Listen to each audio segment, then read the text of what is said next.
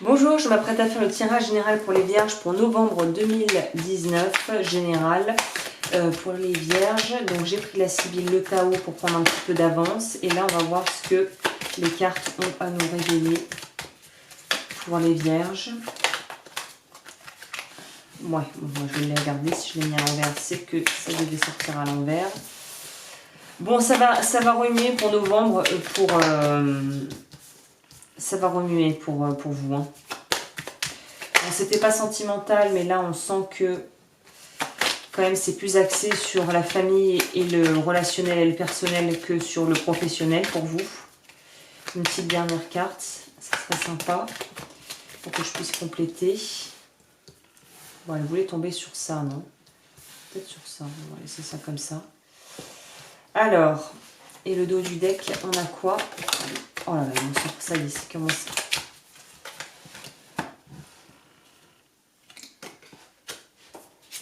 Donc là, on nous dit méfiance. Bon. Le Tao nous parle de éclatement. Donc vous entrez dans ce mois avec l'énergie de cette carte. Donc pour moi, on est dans... je ne sais pas comment se sera déroulé le mois de octobre pour vous. Mais pour peut-être certains et certaines, on est vraiment dans une idée d'avoir dû complètement revoir nos priorités. Revoir aussi peut-être la vision qu'on avait de certaines personnes qui étaient des personnes très proches de nous, qui étaient dans notre cercle proche.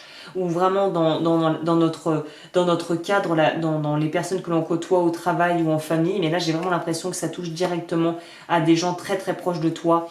Il y a peut-être eu des différends, des relations, des situations de vie dans leur vie ou dans la tienne qui en fait t'ont poussé à les voir sous un nouveau jour et pas forcément quelque chose de très reluisant.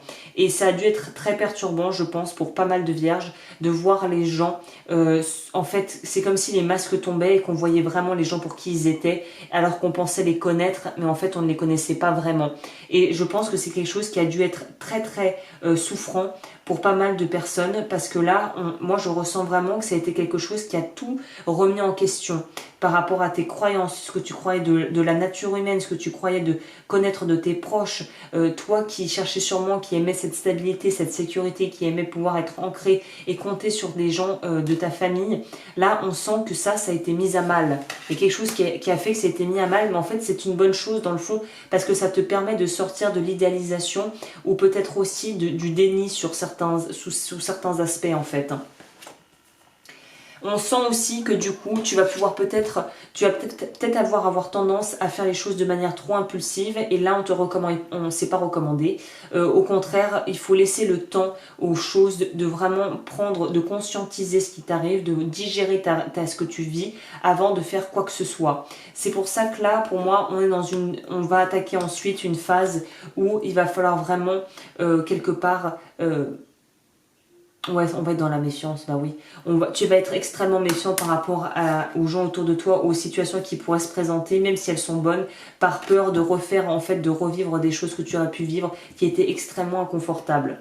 Donc là, en gros, le maître mot pour novembre, pour les vierges, c'est de marcher tranquillement son chemin et de vraiment pas trop se préoccuper de ce qu'il y a autour. Là, il y a vraiment une idée, fais ce que tu peux avec tes moyens, accepte les cycles de la vie, accepte que ça soit une phase qui soit pas vraiment très lumineuse, qui soit pas forcément où ça va pas être très exaltant quoi. Novembre pour vous, je vois pas quelque chose d'extrêmement exaltant. On essaie d'avancer et on essaie de tenir sur le fil du mieux qu'on peut, sans vraiment trop sans se disperser quoi. Là, il y a vraiment une idée de se résigner face à des choses que de toute façon on sait qu'on ne peut pas changer ou qui sont faites.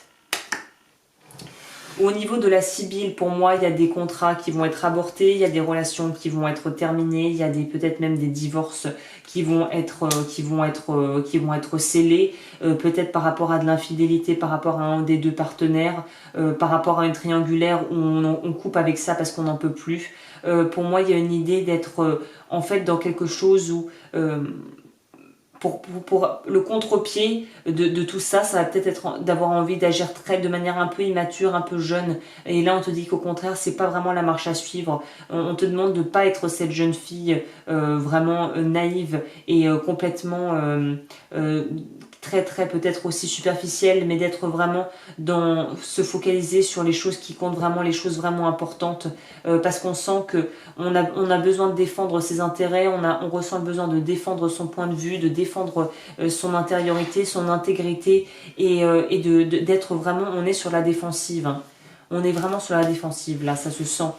Alors qu'en réalité, on pourrait s'épargner bien des problèmes et bien de la fatigue aussi, et peut-être même vraiment une fatigue morale en étant plus en position de... Comment on dit? En étant en position de... Là, cette carte pour moi résonnerait beaucoup avec l'empereur dans le tarot. On est dans... Accepte aussi ta stature, ton pouvoir, accepte aussi d'être responsable et de faire les choses pour toi, en fait. Ouais, il y a une idée d'accepter la situation et d'accepter de se positionner aussi. Parce que la raison pour laquelle on pourrait être dans une certaine forme de stagnation, c'est parce qu'on ne tranche pas, on ne se positionne pas. On veut défendre ce que l'on a et en même temps, on a peur de pouvoir faire vraiment mettre des actions en place. Donc là, pour moi, un des facteurs déterminants ce mois-ci, c'est d'être responsable et raisonnable. Voilà. Et pour le dos du deck, c'est plutôt positif parce que derrière, on a la joie, les cadeaux de la vie et l'amour. Donc vraiment, je sais pas ce qu'il faut que tu quittes, mais regarde, est-ce que le jeu en vaut la chandelle? Parce que derrière, on te dit qu'il y a de très belles choses qui t'attendent, mais pour ça, il faut quitter une situation pour une autre, hein. Moi, on quitte quelque chose où on stagne et on n'est pas heureux ni épanoui pour aller vers quelque chose de nouveau, hein. Donc si en famille ça va plus, bah faut faire le nécessaire en fonction de ta situation. Il y a une idée de se positionner, il faut être responsable là. Il faut aussi se respecter, quoi. Alors, une lecture empreinte de nombreuses réponses va bientôt surgir dans votre vie. Donc reste ouvert, garde les yeux grands ouverts. Il pourrait y avoir des aides qui pourraient venir ce mois-ci pour vous, hein. Alors, pour les vierges, qu'est-ce qu'on a comme message complémentaire? Votre grande générosité illustre la beauté de votre âme divine, le kiwi. 29. The kiwi. Alors, origine Chine. Son origine temporelle est incertaine. Nous savons que les Chinois en cueillaient ces doux fruits, à l'état sauvage.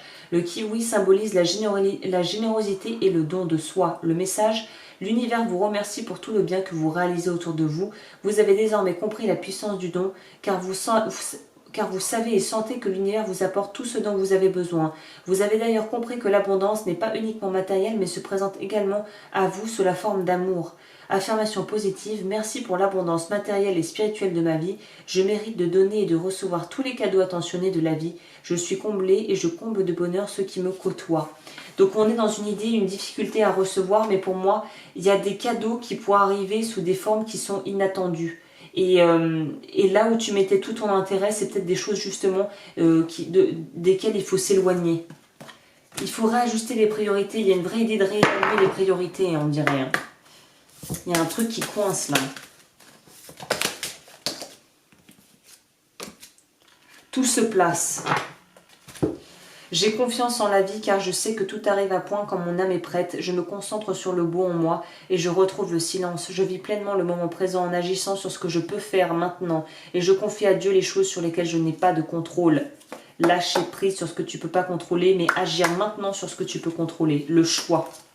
Je choisis de vivre dans la sérénité, la lumière et de m'alimenter en énergie positive. Peu importe ce que je vis, je choisis d'être heureux. Je m'élève au-dessus de la peur et je dirige mes pensées vers Dieu. Choisir. Si tu ne choisis pas, il ne peut rien se passer.